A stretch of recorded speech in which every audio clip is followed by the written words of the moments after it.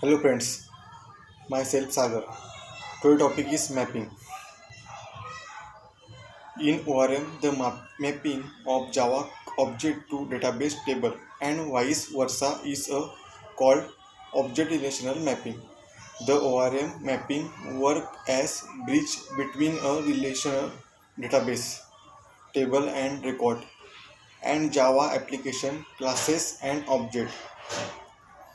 The ORM layer exists between the application and the database.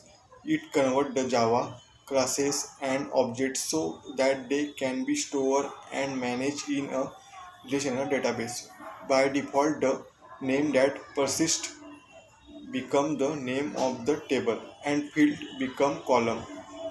Once an application sets up each table row correspond to an object. Spring Boot JPA is a Java specification for managing relational data. In Java application, it allows us to access the persist data between Java object class and relational database. JPA follow object relational mapping. It is a set of interface. It is also provide a runtime entity manager API for processing queries and transaction on the object against the database. It uses a platform independent object oriented query language JPQL. Spring Boot is built on the top of the Spring and contain all the features of Spring. Spring also provides JPA and Hibernate to increase the data manipulation efficiency between the Spring application and the database.